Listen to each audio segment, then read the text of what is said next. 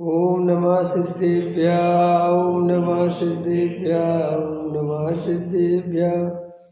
मंगलमय मंगल करन वीतराग विज्ञान, नमो तार जाते वही कर मंगल करियो ग्रंथ करन के काज, जाते मिले समाज सब पावे निज पद। इस भव तरु का मूल जानऊ मिथ्या भाव, ताको कर निर्मूल अब करिए मोक्ष उपाय। मोक्ष मार्ग प्रकाशक आचार्य कल पंडित टूडरमल जी द्वारा रचित पृष्ठ क्रमांक 229 संवर तत्व का अन्यथा स्वरूप चारित्र पर चर्चा चल रही है। उसमें नीचे पढ़ना है। जो चारित्र मोह के देशघाती स्पर्धकों के उदय से महामंद प्रशस्त राग होता है, वह चारित्र का मल है। उससे छूटता ना जानकर उसका त्याग नहीं करते, सावध्य योग का ही त्याग करते हैं। परंतु जैसे कोई पुरुष कंदमूल आदि बहुत दोष वाली हरितकाय का त्याग करता है और कितनी हरितकायों का तो भक्षण करता है, परंतु उसे धर्म नहीं मानता, उसी प्रकार मुनि हिंसादि तीव्र कसाय रूप भावों का त्याग करते हैं और कितने ही मंद कसाय रूप महाव्रत आदि का पालन करते हैं, परंतु उसे मोक्ष मार्ग नहीं मानते। ये आपको समझ में आ गया कितना अच्छा तर्क दिया टूडरमल जी ने कि वास्तव में मुनिराज तो अपने स्वरूप में रम जाए, अपने स्वरूप में लीन हो जाए। असली चारित्र तो ये है, और वो अपने स्वरूप में लीन नहीं हो पाते। तो जब स्वरूप में लीन नहीं हो पाते तो बाहर में ये महाव्रत आदि का पालन करते हैं, हल में है ना, उपदेश देते हैं, शास्त्र रचते हैं, आहार आदि के लिए निकलते हैं। तो वास्तव में ये तो अपने स्वरूप में नहीं रम पा रहे हैं, इसलिए बाहर की प्रवृत्ति दिख रही है। ये बाहर की प्रवृत्ति धर्म थोड़ी है, ये बाहर की प्रवृत्ति तो कमजोरी है। तो वो जैसे टूडरमल जी ने उदाहरण कितना अच्छा दिया कि जैसे कोई जमी कंद आदि छोड़ दे, ख्याल में है ना, और हरी वगैरह खाए, तो वो इससे हरी आदि खाने को धर्म थोड़ी मानता है। वो तो ये कहता है कि वास्तव में ये भी सब छोड़ना चाहिए।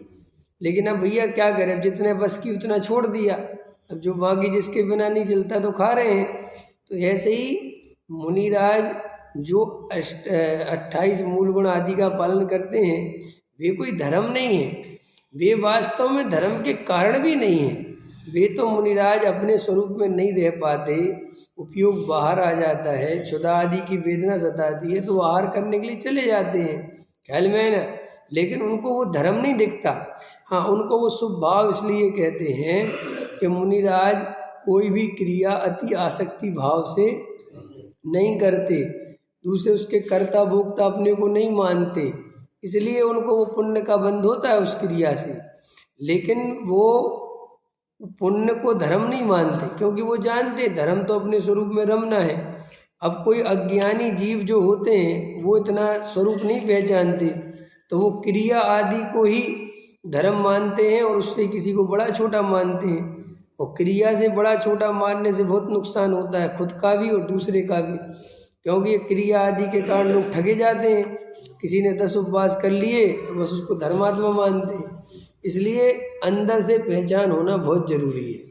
प्रश्न, यदि ऐसा है तो चारित्र के 13 भेदों में महाव्रत आदि कैसे कही? तो देखो समाधान, वह व्यवहार चारित्र कहा है और व्यवहार नाम उपचार का है। ये जितना भी व्यवहार से चारित्र नाम पाते हैं, दया, दान, व्रत, शील, संयम आदि, है ना, 5 गुप्ती, 3 गुप्ती, 5 समती, 5 महाव्रत, 13 प्रकार का चारित्र है ना जो, तो वो ये कहते हैं कि भाई ये बाहर से व्यवहार से बताया गया है चारित्र, इसको नाम चाहे तो व्यवहार से संज्ञा मिली है। और ये व्यवहार है जो वो उपचार है। सो महाव्रत आदि होने पर ही वीतराग चारित्र होता है, ऐसा संबंध जानकर महाव्रत आदि में चैत का उपचार किया। ये भी समझने जैसा है। मैं कपड़े पहने पहने 3 कसाई चौकड़ी का भाव वाला नहीं हो सकता। कपड़े का और 3 कसाई चौकड़ी का भाव क्या संबंध है कि भाई जिसे कपड़े पहनने का राग है उसके 3 कसाई चौकड़ी नहीं जा सकती। भाई इतनी सी बात, कपड़े उतारने से कोई 3 कसाई नहीं चली जाती, लेकिन जिसके 3 कसाई जाएगी वो कपड़ा नहीं पहनेगा। पकड़ में आ रहा, समझ में आ रहा? तो वो कहते साहब वो उसके साथ में पाया जाता है। नग्न दिगंबर पना, पिछी कमंडल, एक बार भोजन, वो जो चर्या है मुनिराज की, वो वास्तव में किसी ने बनाई नहीं है वो चर्या। ये बहुत इम्पोर्टेंट बात समझ लो। मुनिराज का जो आचरण है वो किसी ने निर्धारित नहीं किया है कि मुनिराज को ऐसे होना चाहिए, ऐसे होना चाहिए। वास्तविकता तो ये है जैसे माँ का आचरण किसी ने निर्धारित नहीं किया। माँ कैसी होनी चाहिए, ये कोई माँ बनती है, कोई स्त्री या कोई पुरुष पिता बनता है तो वो पुस्तक पढ़ता है क्या पहले कि मैं पिता बनूंगा तो मुझे बेटे के साथ क्या क्या करना है? या माँ पहले पुस्तक पढ़ती है वो लड़की कि मैं माँ बनूंगी तो मुझे क्या क्या करना है? पढ़ते हैं कहीं? नहीं पढ़ते। क्यों नहीं पढ़ते? पढ़ना चाहिए ना। इतना बड़ा काम है कि तुम माँ बनने जा रही हो तो माँ क्या क्या करती है ये तुम पढ़ो पहले। कहीं पढ़ाई होती इसकी? प्रश्न है क्यों नहीं होती? वो कह रहे अनादि के संस्कार है। अनादि के संस्कार वंस्कार नहीं है। माँ की ममता ऐसी होती है, जब माँ बनती है तो ममता उमड़ती है, तो उस ममता के कारण अपने आप रख रखाव सावधानी पूर्वक हो जाता है। ख्याल में ना, ममता है ना, वो कोई ऐसा नहीं है दूसरी माँ हो। समझ में? यहाँ तक देखा गया है, देखा क्या गया है, सबने देखा ही अनुभव किया होगा कि लड़की माँ बन गई, लड़की माँ बन गई और उसकी माँ आई देख रेख के लिए, तो उस लड़की को अपनी माँ पे विश्वास नहीं होता। देखा कि नहीं देखा? वो अपनी मम्मी से कहती है तुम ढंग से देखना, जबकि उसे खुद पाला है। इतनी बड़ी तुम्हें करा, 4 बाल बच्चे पाले, फिर वो अपनी माँ से क्या कहती है? रहने दो तुम मत सो, मेरे पास सुला दो, है ना। रात को 2 बजे इसकी नींद खुलती है, वो नानी की नहीं खुलती, और यहाँ नींद में कहती है मम्मी से मम्मी दूध दे दो। कमाल है, आश्चर्य भाई, ये कैसा घटना घट रही है? जबकि एक्सपीरियंस किसके पास ज़्यादा है? माँ के पास। नींद ज़्यादा किसकी खुलनी चाहिए? माँ की। करवट का ध्यान किसे होना चाहिए? माँ को। बच्चे की रोने की आवाज़ किसे सुनाई देनी चाहिए? नानी को। लेकिन नानी तो सो रही है, ख्याल में है ना, वो उठा कौन रही है? बेटी। तो ये आश्चर्य की बात है कि नहीं? आश्चर्य कुछ नहीं है, ये माँ बन गई है और उसकी माँ की जो ममता है, ना फिर नानी पे विश्वास है, ना नाना पे विश्वास है, ना किसी पे। वो कहती है भैया मेरा छोटा सा बच्चा है। और देखो, माँ अपने बच्चे को जब 2 साल का, 3 साल का, 2 साल का, 4 साल का, 5 साल का, 6 साल, बाबा भी ले जाएं, दादी भी ले जाएं, नानी भी ले जाएं कहीं, तो उसे चिंता लगी रहती है। नहीं समझ में? उसे मन में लगा रहता है। और अगर वे घंटा भर थोड़ा लेट हो जाए तो सीधा फोन पे, कहाँ रह गए, क्या हो गया? क्योंकि माँ किसी पे विश्वास नहीं कर सकती इस बात पा कि मेरे जैसा कोई बेटे का ध्यान रख सकता। अंत समझ में आया?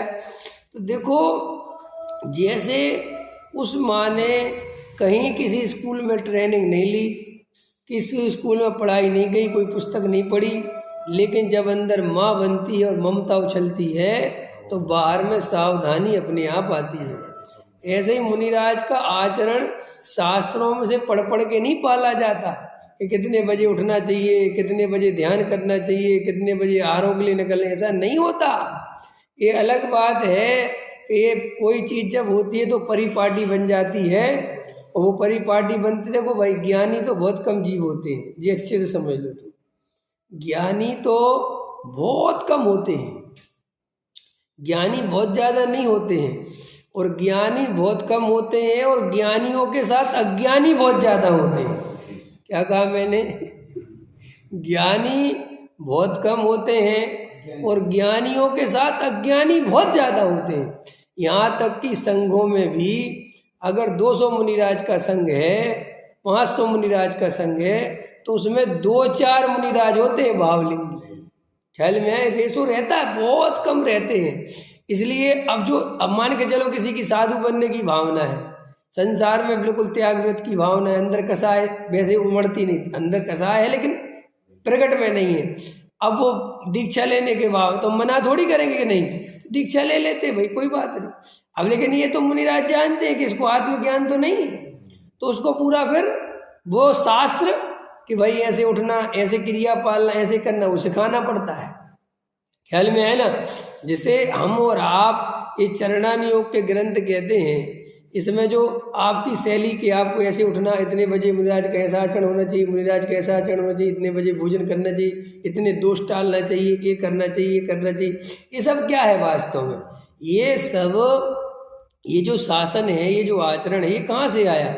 कि जब कोई जीव दीक्षा ली, महावीर भगवान ने दीक्षा ली उदाहरण के लिए, तो महावीर भगवान ने जब दीक्षा ली, नग्न दिगंबर साधु हो गए, तो उनके जीवन में जो जो घटा वो अंदर से घटा। उनने कोई शास्त्र में से पढ़ पढ़ के नहीं देखा कि क्या करना है, अंतरंग में ही ये स्वरूप है वस्तु का कि जब कोई सच्चा मुनिराज बनता है तो उसे 2 बार भोजन करने का भाव नहीं आता। ये स्वरूप है वस्तु का।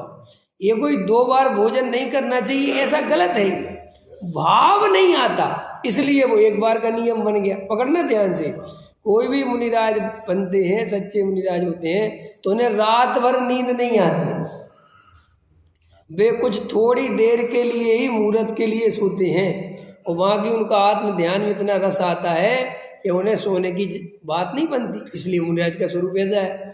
मुनिराज को कभी अशुभ भाव नहीं आती, इसलिए नहीं कि वे करते नहीं हैं, उनको अशुभ भाव आते ही नहीं हैं, इसलिए वो शुभ भाव में ज़्यादा रहते हैं। मुनिराजों को समाज से, लोगों से ज़्यादा बातचीत करने के भाव नहीं आते, इसलिए नहीं कि नहीं करनी चाहिए, भाव नहीं आते इसलिए वो नियम बन गया कि नहीं करनी चाहिए। अंतर समझ में आया? समझ में आया कि नहीं आया? एक माँ को क्या करना चाहिए ये तो उस माँ से ही आया है, और बाद में तुमने लिख दिया कि एक माँ ऐसी होनी चाहिए, ऐसी होनी चाहिए, ऐसी होनी चाहिए, और फिर तुम्हारा, और तुमने तो जब अच्छा से अच्छा लिखना था तो और ज़्यादा लिख दिया, जितना नहीं होना चाहिए उससे भी ज़्यादा लिख दिया। अब अपन ने मुनिराज का इतना ज़्यादा ऐसा वर्णन कर दिया कि कोई मुनिराज जरा सा ऐसा देख लें तो अब 1 मिनट कह दे कि मिथ्या दृष्टि है, ये ऐसे क्यों देखे? समझ में आया ना? फिर वो अति हो गई, वो ख्याल में आया ना? कोई मुनिराज जरा सा ऐसा, अरे मुनिराज को तो ऐसा करना ही नहीं चाहिए, ये कहाँ से पढ़ लिया तुमने, ये अति हो गई। जबकि मुनिराजों के भी कई भेद हैं, हाँ कई क्वालिटी होती हैं। कई मुनिराज की संजुलन कसाय तीव्र होती है, किसी मुनिराज की संजुलन कसाय मंद होती है, किसी मुनिराज के 3 कसाय की जगह 2 ही कसाय का भाव होता है, और मुनि रहते हैं किसी किसी के 1 ही कसाय का भाव रहता है। हाँ, तो ये सब आप जानते नहीं हो, जिसके कारण आपकी स्थिति बहुत ज़्यादा लोगों की खराब होती है मुनिराज के संदर्भ में। तो मुनिराज के संदर्भ में आपको ऐसा समझना है, देखो भाई मुनिराज की क्या पहचान, क्रियाकांड महान मुनिराज की पहचान ही गलत है, ख्याल में है ना? क्रियाकांड से मुनिराज की पहचान नंबर 2 की है। नंबर 1 की जो मुनिराज की पहचान है कि उन्हें अपनी आत्मा के प्रति कितना प्रेम है, उन्हें तत्व ज्ञान की कितनी खबर है, उन्हें वस्तु स्वरूप की कितनी श्रद्धा है, वो आत्मा के प्रति उनका कैसा समर्पण है। वे जब बोलते हैं तो आत्मा के बारे में क्या बोलते हैं, वस्तु स्वरूप बताते, ये पहले है मुनिराज का स्वरूप।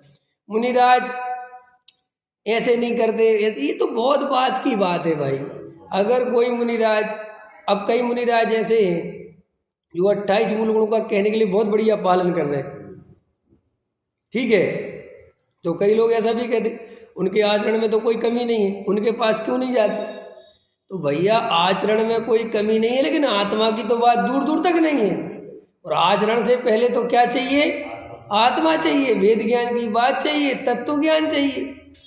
और वेद ज्ञान और तत्व ज्ञान ही नहीं है तो जाके करें क्या? अंतर समझ में आया? क्योंकि हम मुनिराज के पास क्यों जाएंगे? चलो हम आपसे ही पूछते हैं, तो मुनिराज के पास क्यों जाओगे? दर्शन करने जाओगे मुनिराज के पास तो क्यों जाओगे? प्रश्न है मेरा, क्यों जाओगे? कि उन मुनिराज के पास दर्शन इसलिए करने जाएंगे, दिन रात आत्मा का चिंतन, मृदु संभाषण में वही कथन, इसके लिए तो जाओगे। लेकिन हमें पता है उनका ना आत्मा का चिंतन है और ना मृदु संभाषण में वही कथन है। कि आपको कैसे पता कि अगर दिन रात आत्मा का चिंतन होता तो अपने कथनों में आत्मा के अलावा कुछ दूसरी बात बोलते ही नहीं। और वे तो इधर उधर की बातें बोलते रहते हैं, जगत की बातें बताते रहते हैं। तो इसलिए आप वो बहुत अच्छा आचरण पालते भी हो तो उससे मुझे क्या प्रयोजन है? कोई मुनिराज 10 उपवास करे, 15 उपवास करे, 20 उपवास करे, 50 उपवास करे, इससे श्रावक का क्या भला होने वाला है? हम अरहंत को पहले नमस्कार क्यों करते हैं? अरहंत भगवान को, सिद्ध भगवान से पहले नमस्कार क्यों करते हो? तो आप सीधा तर्क है कि भाई सिद्ध भगवान से मेरे प्रयोजन की सिद्धि नहीं होती, अरहंत आदि से मेरे प्रयोजन की सिद्धि होती है। उन्होंने वस्तु का स्वरूप बताया है, इसलिए हम उनको पहले नमस्कार करते। देखो कितनी ये बात। तो आप जब भगवान में भी आप इतने चतुर हो, अरहंत और सिद्ध में भी आप इतना ख्याल रखते हो, तो फिर मुनिराज कैसे होने चाहिए? एक मुनिराज 1000 उपवास करते हैं, 50 उपवास करते हैं, लेकिन कभी आत्मा की बात बोलते ही नहीं, कभी तत्व की बात बोलते ही नहीं। तो ऐसे मुनिराज का तुम करोगे क्या? कि नहीं साहब वो साधना तो साधना कर दे, उनकी साधना का निषेध नहीं कर रहे, वो करे अच्छी बात है, लेकिन मेरे प्रयोजन की सिद्धि तो तब होगी नहीं जब मुझे कोई समझाएगा। अंतर समझाए कि नहीं साहब मुनिराज को देख देख के सीख जाएंगे। तो क्या देख देख के सीख जाओगे? यही सीख जाओगे कि मैं भी उपवास करूं। और क्या सीखोगे? मैं भी साधु बन जाऊं, यही तो सीखोगे। लेकिन सम्यक दर्शन की प्राप्ति कैसे हो, ये तो बात ही नहीं आ रही। और सम्यक दर्शन के बिना कोई साधु सच्चा होता नहीं। इसलिए भाई ये जो स्वरूप है वस्तु का, ये बहुत गहराई से समझना कि मुनिराजों के स्वरूप में भी सावधानी रखना, और श्रावक को गहराई से तत्व ज्ञान होना चाहिए कि मुझे कहाँ कैसे लाभ होगा। ये अगर अपने को ज्ञान नहीं है तो अपन जगह जगह पर ऐसे ही बनते रहेंगे, जीवन चला जाएगा। तो शास्त्रों में से पढ़ के आचरण नहीं पाला जाता। वास्तव में जब अंदर करुणा बहे, दया दान भक्ति, देखो लेकिन मैंने आपको बता दिया ये बात, ये दुनिया में ज्ञानी बहुत कम हैं, अज्ञानी बहुत ज़्यादा हैं। और अज्ञानी को चलाने के लिए शासन चाहिए। अज्ञानी को चलाने के लिए क्या चाहिए?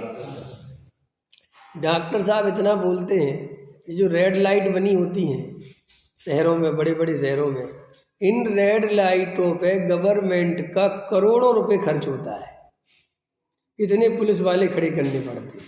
अच्छा मेरा प्रश्न है, वे पुलिस वाले काहे के लिए खड़े हैं? वे जो पुलिस वाले हैं वे काहे के लिए खड़े करे गए? तुम्हारी सेफ्टी के लिए। किसकी सेफ्टी? हमारी। क्या सेफ्टी है तुम्हारी? कि भैया शांति से खड़े रहना, इधर से गाड़ी आ रही जब तक यहाँ से मत जाना, ठीक, यही तो है। तो डॉक्टर साहब कहते देखो दुनिया इतनी मूर्ख है कि अपनी सेफ्टी के लिए भी आदमी दूसरा खड़ा करना पड़ रहा है। सेफ्टी किसकी? हमारी। आदमी खड़ा करना पड़ रहा दूसरा, कि भाई हेलमेट लगा के चलो। हेलमेट किसकी सेफ्टी है? हमारी। और लगवाना किससे पड़ रहा है? कानून के डंडे से। अंदर समझ में? क्योंकि आदमी स्वयं से ऐसा नहीं है समझदार कि अगर पुलिस हटा दो तो रेड लाइट है तो रुक जाए शांति से, अगर चालान की व्यवस्था काट दो कि भैया कोई चालान वालान नहीं है, अपनी रक्षा स्वयं करनी है। पता ना क्या करेगा आदमी, कितने एक्सीडेंट होंगे। वो तो रेड लाइट लगाते हैं, 500 रुपये का जुर्माना लगते हैं, तो भी रेड लाइट पार कर जाते हैं। पकड़ में आई कि नहीं आई? तो जैसे दुनिया को चलाने के, आपको क्या लगता है अंग्रेजों का शासन नहीं था तो मुगलों का था, मुगलों का नहीं था तो राजाओं का था, राजाओं के पहले और राजाओं का था।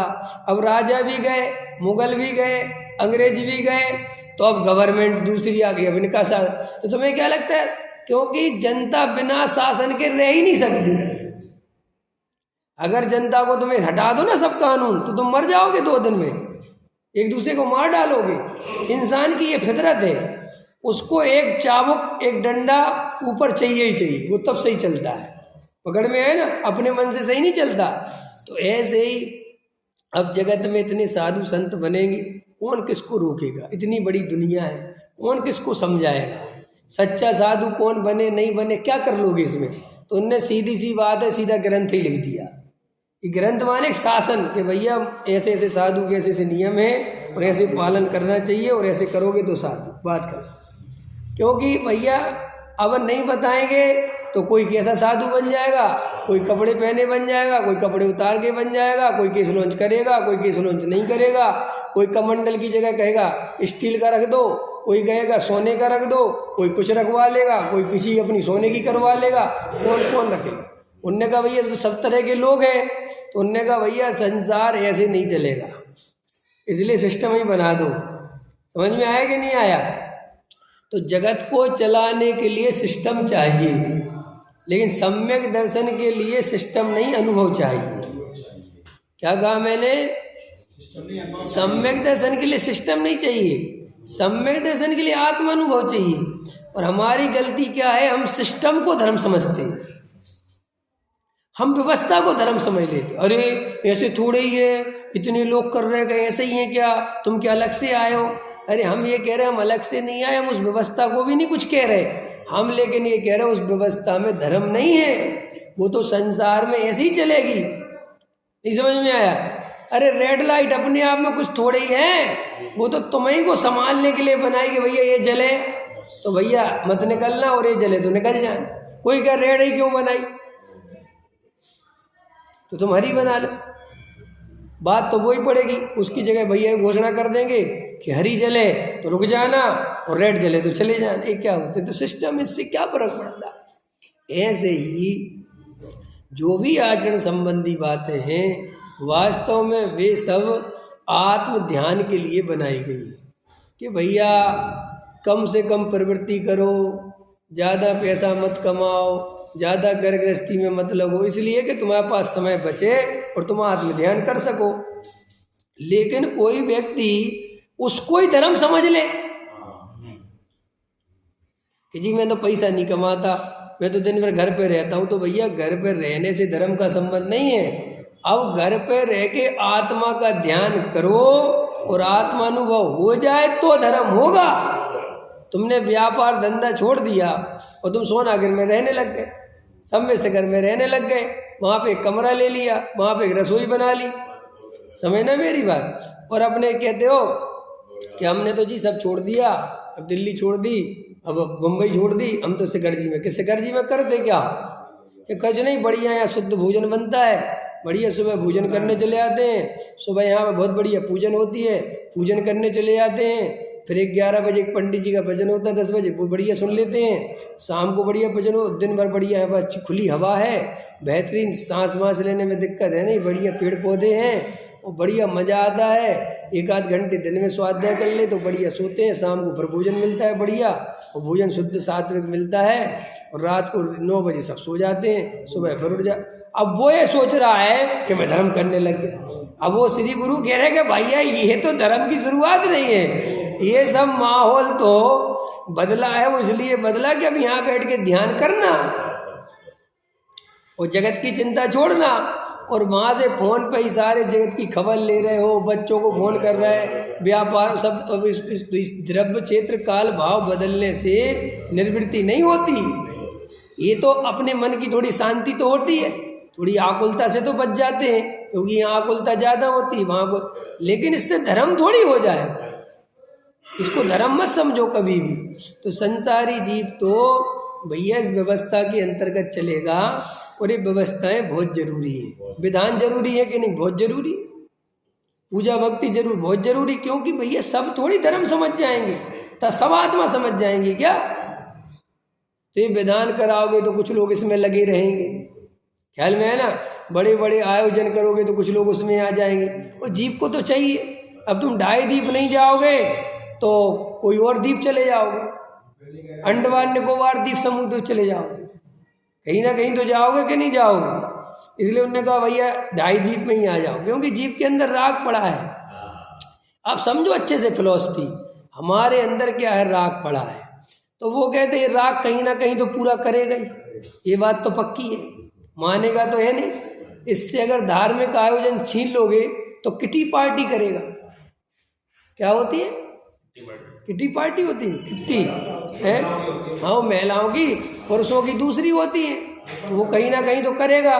तो उनने कहा इससे अच्छा मंदिर में विधान रखो, यहीं पे भोजन रखो, 2 बात धर्म की भी सुन लेगा और अपना लगा भी रहेगा और राग की पूर्ति हो जाएगी। और ये किटी विटी पार्टी होती काहे के लिए? मिलने जुलने के लिए, कि मिल जाए एक दूसरे से, बहुत दिन से मिले नहीं, गेट टुगेदर। अब अंतर समझ में आया? तो भैया वो बुरा नहीं है, वो विधान बुरा नहीं है, अच्छा है इस अपेक्षा। लेकिन जब तुम हमसे सम्य दर्शन की बात पूछोगे, आत्मा की बात पूछोगे, तो हम कहेंगे उसमें नहीं है। इससे बुरा मत मानो कि उसका निषेध कर दे, निषेध नहीं कर रहे, उससे वहां सम्यक दर्शन नहीं मिलेगा। वो जिस कारण से बनाया गया वो बस कारण जानो। ये पंच कल्याणक होगा, ढाई द्वीप में जाएंगे सब, तो ये मत मानो कि वहाँ कोई सम्य दर्शन है, कोई धर्म है। ये मानो कि धर्म के नाम पर चलो, राग की पूर्ति है, सब मिलना जुलना हो जाएगा बस। जितने भी सांसारिक धर्म के नाम पर कार्यक्रम हैं, ये सब लौकिक प्रयोजन की ही सिद्धि कर देने से। हाँ, अब वहाँ पर कभी कभी एक भाग्य की बात है, कोई जीव किसी प्रवचन के माध्यम से वहाँ स्वाध्याय में बैठ गया और वो एकदम बात समझ में आ गई, तो देखो वो तो निहाल हो गया ना। किटी पार्टी में तो निहाल होने वाला कोई है नहीं, लेकिन इस सत्संग में किसी कारण में विधान में ही आया कोई जीव नया आ गया धमाधम के चक्कर में, और वहाँ पर एक प्रवचन चला और उसको बात जम गई। तो देखो तुम्हारे विधान से कुछ काम बन गया ना। तो उसमें बस इतना ही जानना कि इससे कभी कभी ऐसा होता है। लेकिन हम जैसे जीव जिनको पहले ही पता है कि सम्यक दर्शन की प्राप्ति कैसे होनी है, हमारे लिए तो विधान में जाकर केवल और केवल राग की पूर्ति होनी है। धर्म तो अपनी आत्मा में जाके होगा। अब हम जैसे जीव भी विधान में धर्म माने तो कैसे चलेगा? नहीं समझ में आया? हम जागृत जीव हैं, हमें ख्याल में होना चाहिए कि नहीं नहीं कोई बात नहीं, हमें उसका निषेध भी नहीं करना है। बढ़िया, खूब बढ़िया से बढ़िया करो। मैं कभी भी पूजा पाठ विधान का विरोध नहीं करता, मैं ना मुनि बनने का विरोध करता हूँ। मैं तो सिर्फ ये कहता हूँ कि इनमें धर्म मत मानो, ख्याल में इनसे धर्म की कल्पना मत करो। बाकी तो ये सब चीज़ें हैं क्योंकि सब तरह के जीव हैं। अब आज एक बात बताओ, किसी जीव की कसाय मंद हो, समझना ध्यान से, इतनी कसाय मंद हो कि उसे शादी करने का भाव बिल्कुल नहीं आ रहा, घर गृहस्थी में रहने का भाव नहीं आ रहा। अब तुम ऐसे आदमी को जबरदस्ती घर गृहस्थी में फंसा दो तो क्या होगा? वो घर गृहस्थी खराब करेगा। जब उसे मुनि बनने की भावना है तो भैया बन जा। अब क्या नहीं तुझे अभी सम्मेसन है कि नहीं, कोई बात नहीं, अब क्या कर सकते हैं, उसको भाव ही नहीं है वैसे। अंत समझ में आया? तो भैया संसार में सब तरह के जीव हैं, इसलिए आप कोई भी नियम हार्ड एंड फास्ट नहीं बना सकते कि ऐसे ही रहेगा, नहीं, फ्लेक्सिबल है भैया। किसी को बनना बन जाओ भैया, किसी को कोई रोकने वाला नहीं। ऐसे किसी की मुनि बनने की भावना नहीं हो रही तो उसे जबरदस्ती मत बनाओ। अंतर समझ में आया? सब जीवों की अपनी अपनी नेचर है, अपनी अपनी क्वालिटी है, अपना अपना जीवन है। अपने अपने जीवन को पहचानो और जो तुम्हारे जीवन में ज़्यादा से ज़्यादा शांति प्राप्ति में निमित्त बने, आत्म ध्यान में, आत्म कल्याण में निमित्त बने, जहाँ ज़्यादा से ज़्यादा कसाय टूटे वो काम करो। और जिन प्रसंगों में कसाय बढ़े, जहाँ तुम्हारे अंदर तीव्रता कसाय की हो, उन प्रसंगों को छोड़ो। बस बाहर में इतनी सावधानी होनी चाहिए, इससे ज़्यादा बाहर में कुछ नहीं रहा। तुम्हें लग रहा है कि आज मंदिर जाएंगे, आज बड़े लेवल का आयोजन है और वहाँ पर राग द्वेष विशेष होंगे, मेरे कोई प्रयोजन की सिद्धि नहीं है और मेरा कोई पद भी नहीं है, मेरी कोई आज कहीं नाम भी नहीं है कि मेरा जाना बहुत ज़रूरी हो, वहाँ समय कहीं नहीं है, तो मुझे तो शांति से घर में रहना। और अगर तुम्हें लग रहा है कि वहाँ जाऊँगा मेरे को बहुत बढ़िया लगेगा, अच्छा लगेगा, तो चलो, आपको अंदर क्या ध्यान रखना है कि कसाय बढ़ाने के लिए धार्मिक आयोजन में नहीं जाना, कसाय घटाने के लिए जाना। और कसाय जिस धार्मिक आयोजन से बढ़े वहाँ कोई मतलब नहीं, यहाँ तुम्हारे राग देश विशेष हो। ख्याल में आ गया? तो देखो भैया, वो व्यवहार चारित्र निश्चय चारित्र के साथ पाया जाता है, इसलिए उसे भी चारित्र कहते हैं। वो वास्तव में चारित्र है नहीं। ख्याल में है? जैसे ए नीली शर्ट वाले इधर आओ, कहते कि नहीं, किसी को अब नाम तो जानते नहीं, तो ये नीली शर्ट इधर आओ, तो वो नीली शर्ट है क्या? लेकिन वो नीली शर्ट पहन रखा है इसको नहीं। ऐसे ही जब कोई जीव शुद्धोपयोगी होता है, तीन कसाय चौकड़ी के अभाव में रहता है, तब उसके अंदर बाहर के जीवन में ऐसे मुनिराज जैसी चर्या प्रकट होती है, वो नग्न दिगंबर साधु बन जाता है। तो वो चूंकि आचरण साथ में पाया जाता है, इसलिए उसको भी चारित्र कहते हैं। इतनी बात ठीक है। इस प्रकार संवर के कारणों को अन्यथा जानते हुए संवर का सच्चा श्रद्धानी नहीं होता। सही बात हो गई। अब निर्जरा तत्व का अन्यथा स्वरूप तथा यह अनशन आदि तप से निर्जरा मानता है, परंतु केवल बाह्य तप ही करने से तो निर्जरा होती नहीं है। बाह्य तप तो शुद्धोपयोग बढ़ाने के अर्थ होता है। ख्याल में है ना? शुद्धोपयोग, अब जिनको शुद्धोपयोग की खबर ही नहीं है और वे बाहर में तप करते रहे, तो शुद्धोपयोग बढ़ेगा कहाँ से? ये शुद्धोपयोग बढ़ाने के अर्थ समझते हो? इसका अभी अर्थ कर देते हैं। जैसे मुनिराज सुबह से ही अपने सामायिक में बैठते हैं और ध्यान करने बैठे हैं, और आज ध्यान में बहुत मन लग रहा है, बहुत उपयोग बार बार अंदर जा रहा है, तो फिर मुनिराज आहार के लिए नहीं जाते। तो वो जिस दिन आहार के लिए नहीं गए, उपवास हो गया, तो आज उपवास क्यों किया? शुद्धोपयोग बढ़ाने की अर्थ। देखो आगे समझ में, वो बाहर का तप क्यों हो गया? अनशन तप हो गया ना आज, कि भाई अनशन इसलिए तप हो गया कि आज बार बार स्वरूप में मन लग रहा था, बाहर उपयोग कमा रहा था, तो सोचा कि अब भोजन का विकल्प तोड़ो और बहुत शांति से आज ध्यान करेंगे, क्योंकि भोजन को जाना तो बहुत टाइम बिगाड़ना है। मुनिराज जब आहारों के लिए निकलते हैं तो बहुत लंबा टाइम बिगड़ता है, कि क्यों कि आहार कहाँ मिलेंगे कोई पता तो है नहीं। ख्याल में विधि पूरी मिलेगी नहीं मिलेगी, फिर वो पूरा टाइम लगता है, 2-3 घंटे का टाइम चला जाता है। तो भैया उनको लगा कि आज तो बिल्कुल भी आत्मा में कमी नहीं दिख रही है, बहुत ध्यान में मन लग रहा है, आज नहीं जाना। बराबर हो गया? तो देखो हो गया ना, वो बाहरी तब काय के काम आ गया, शुद्धोपयोग बढ़ाने के निमित्त। हाँ, और अब जिसे शुद्धोपयोग पता ही नहीं है, वो खाली इसलिए उपवास कर रहा है कि उन मुनिराज ने भी तो उपवास किया था, फलाने मुनिराज ने। अरे भैया, मुनिराज ने क्यों किया था? किस लिए किया था? जो तुम्हारे हमारे धर्म ग्रंथों में ये चर्चा मिल रही है, कितने मुनिराज ने, एक मुनिराज ने उपवास किए, तो उन मुनिराज से पूछो तो उनने क्यों किए थे, क्या किया था उपवास। लेकिन वो तो पता नहीं शुद्धोपयोग। समझ में आया? क्योंकि शुद्धोपयोग तो तब पता चले जब सम्यक दर्शन की प्राप्ति हो गई हो। अब सम्यक दर्शन जिसे है ही नहीं, वो शुद्धोपयोग क्या जाने। तो शुद्धोपयोग जानता नहीं, और खाली मुनिराज को तप करना चाहिए, अनशन करना चाहिए, उपवास करना चाहिए, इसलिए मैं मुनि बन गया हूँ, इसलिए मैं भी अनशन करूँगा, इस मान्यता से अनशन करता है। ख्याल में है ना? इसलिए जो ये अर्थ है ना कि केवल बाह्य तप ही करने से तो निर्जरा होती नहीं है, बाह्य तप तो शुद्धोपयोग बढ़ाने के अर्थ करते हैं। कितना गजब लिखा। शुद्धोपयोग निर्जरा का कारण है। शुद्धोपयोग, असली निर्जरा तो किससे होगी? शुद्धोपयोग भोजन छोड़ने से निर्जरा थोड़ी होगी। हाँ, वो भोजन छोड़ के शुद्धोपयोग बढ़ाएगा तो निर्जरा होगी। इसीलिए उपचार से, इसीलिए तप को भी निर्जरा का कारण कहा है।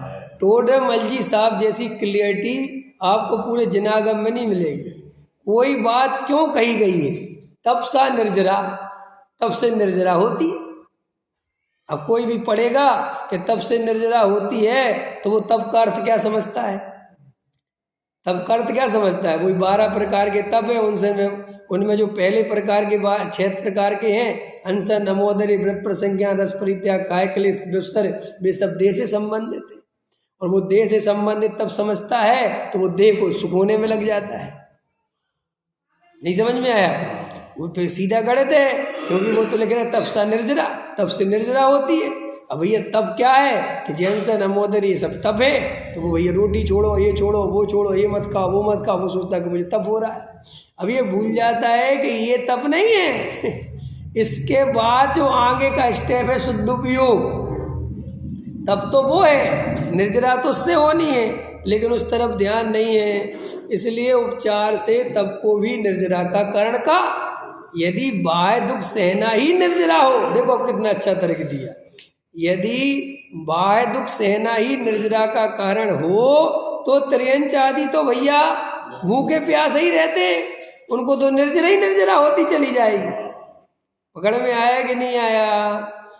तब वह कहता है वे तो पराधीनता से सहते, कुत्ता बिल्ली तो बेचारे चाहते हैं रोटी मिल जाए, अब लेकिन उनको मिलती नहीं, ख्याल में है ना। लेकिन ये तो स्वाधीनता से धर्म बुद्धि पूर्वक उपवास आदि रूप तप करे, उसके तो निर्जरा होगी ना। तर्क समझ में आ गया कि भाई कुत्ता बिल्ली का आप कह रहे हो, तो कुत्ता बिल्ली तो बेचारे मिलती नहीं रोटी इसलिए नहीं खाते, इसे तो मिल रही है फिर भी छोड़ रहा है, इसके तो कुछ बात है ना, और धर्म बुद्धि भी है। तो देखो क्या कहते हैं समाधान, धर्म बुद्धि से बाह्य उपवास आदि तो किए, ये तो बात ठीक है, धर्म बुद्धि से किए, और वहाँ उपयोग अशुभ शुभ शुद्ध रूप जैसा परिणाम है तो वैसा परिणाम हो। यदि बहुत उपवास आदि करने से बहुत निर्जरा हो और थोड़े करने से थोड़ी निर्जरा हो, ऐसा नियम ठहरे, तब तो उपवास आदि ही मुख्य निर्जरा का कारण ठहरेगा, सो तो बनता नहीं। परिणाम दुष्ट होने पर उपवास आदि से निर्जरा होना कैसे संभव है? अब क्या कह रहे टोडामल जी कि धर्म बुद्धि से तुमने उपवास करने की बात कही, बिल्कुल ठीक है, लेकिन वास्तव में जो शुभ अशुभ और शुद्ध असली बंद संबर निर्जरा तो उससे होने, उपवास आदि मात्र से तो कुछ होना नहीं है। तो वो कह रहे हैं कि यदि बहुत उपवास आदि करने से निर्जरा हो, ऐसा नियम होता तो ये बात मान, लेकिन ऐसा तो बिल्कुल नहीं है। अब क्योंकि भरत जी ने एक भी नहीं करा और मोक्ष ले गए, ख्याल में आया कि नहीं है, और आदिनाथ इतने सारे उपवास कर गए और उनको इतना टाइम लग गया, तो भाई इससे तो नियम बन गया कि ये तो कोई नियम नहीं है। कहने को तो भरत जी बहुत जल्दी चले गए, मोक्ष में 1 सेकंड है अंतर्मुद, और यहाँ पे ये कितना टाइम लग गया, तो ऐसा तो नियम ठहरा नहीं। और देखो यदि ऐसा कहें कि जैसा शुभ अशुभ शुद्ध रूप उपयोग परिणाम दो उसके अनुसार बंद निर्जरा है, तो उपवास आदि तब मुख्य निर्जरा का कारण कैसे रहा? फिर तो शुभ अशुभ रहा, अशुभ परिणाम शुभ परिणाम बंद के कारण ठहरे और शुद्ध परिणाम निर्जरा का कारण ठहरा, सीधा सा कर दे। प्रश्न आ गया वही सूत्र, तत्वार सूत्र में कहा है तपसा निर्जराचा, कहा है कि नहीं? ऐसा कहा है शास्त्र में, तत्वार सूत्र में तपसा निर्जराचा कहा, ऐसा कहा। समाधान, शास्त्र में इच्छा निरोधा तपः, क्या कहा है? इच्छा, ऐसा कहा है इच्छा को रोकना उसका नाम तप है। सो शुभ अशुभ इच्छा मिटने पर उपयोग शुद्ध हो वहाँ निर्जरा है। अब इच्छा को रोकना माने क्या? 2 ही तरह की इच्छा होती है जीव की, या तो शुभ इच्छा होती है या अशुभ इच्छा। लेकिन ये जब इच्छा निरोधा तप की बात आती है, तब किसी के दिमाग में कभी भी पढ़ लेना, कहीं पर भी पढ़ लेना, कभी शुभ इच्छा लेते ही नहीं। हमेशा कौन सी इच्छा लेते हैं? जैसे मैंने कहा इच्छा निरोधा तप, तो तुम इसमें क्या अर्थ लोगे? पूजा की इच्छा मिट जाए ये लेते हो, भगवान की भक्ति की इच्छा मिट जाए ये लेते हो। कौन सी लेते हो तुम? खाना पीना सारी। और देख लेना जैनी तो सारी इच्छा के नाम पर केवल खाना पीना, बस पैसा भी नहीं लेते और कुछ नहीं लेते, सिर्फ क्या लेते हैं? हे भगवान मेरी इच्छा निरोधा तपा। इच्छा निरोधा तपा माने खाने पीने की इच्छा मिट जाए बस तप हो जाए, जबकि ये अर्थ ही नहीं है। वास्तव में तो ये है चाहे शुभ इच्छा हो और चाहे अशुभ इच्छा हो, जब दोनों मिट जाएं, और जब दोनों मिट जाएंगे तो क्या बचेगा? शुभ अशुभ जब दोनों मिट जाएंगे तो क्या बचेगा? शुद्ध। और शुद्ध बचेगा तो क्या होगी? निर्जरा। तो इच्छा निरोधा तपा। इच्छा निरोधा तपा कर समझ गए? इच्छाओं का जब निरोध हो गया, इच्छाएं मिट गई तो क्या बचा? शुद्ध उपयोग। और शुद्ध उपयोग से क्या होता है? तो चाहे कान यहाँ से पकड़ो और चाहे यहाँ से पकड़ो, बात तो बराबर ही है। अब चाहे तुम शुद्ध उपयोग से निर्जरा कहो, और चाहे तप निर्जरा कहो, और चाहे इच्छा निरोधा तपा कहो, बात तीनों एक ही है। चूंकि तुझे अर्थ निकालना नहीं आता और तू गलत अर्थ निकालता है, क्रियाकांडी है, क्रिया से धर्म मानता है, इसलिए हमेशा क्रिया से ही अर्थ निकालता है। जबकि वास्तव में, और इच्छा निरोधा का ये भी अर्थ नहीं है कि इच्छाएं निरोध, इच्छा निरोधा माने जबरदस्ती इच्छाओं को रोक के रखो। जबरदस्ती इच्छाओं को रोक के रखना तो अपने आप में शुभ भाव है, क्योंकि अंदर इच्छा चल रही और तुम जबरदस्ती रोक के रख रहे, ऐसा नहीं। इच्छा निरोधा तपा का अर्थ ये नहीं है। इच्छा निरोधा का तप ये है कि अपने स्वरूप में इतना आनंद आने लगा कि जगत की समस्त इच्छाएं मिट गईं, इसका नाम इच्छा निरोधा है। अंतर समझ में आया? इसका नाम है इच्छा का निरोध। ये इसका नाम नहीं है कि साहब अंदर इच्छा चल रही है आज भोजन करने की बहुत, और बार बार विकल्प भी आ रहा, लेकिन मैंने इच्छा को रोक रखा है क्योंकि इच्छा निरोधा तपा है। अरे भाई, ऐसे इच्छा नहीं रोकनी। इच्छा रोकनी नहीं पड़ती जब अपने स्वरूप का आनंद आता है। पकड़ में आया? जैसे मायके जाने की इच्छा नहीं होती। ये क्यों नहीं होती? कि अपनी ससुराल में बहुत आनंद आता है, और ससुराल में जैसे आनंद नहीं आए तो उसे बार बार मायके की याद आती है। और कोई स्त्री बार बार मायके जाने लगे तो देखो, मायके जो उसके मम्मी पापा हैं वे ही पूछने लगते कि तुम बार बार क्यों आ जाती हो। होता है कि नहीं होता है? अथवा मोहल्ला पड़ोस वाले कहते बार बार आ जाती, लगता है इसकी ससुराल में बनती नहीं है।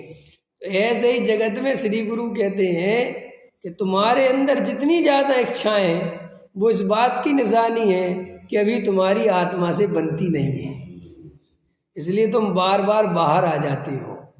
पकड़ में आया कि नहीं आया? जिसकी आत्मा से बनने लगती है फिर वो बार बार मायके नहीं आता। सहजानंदे सोज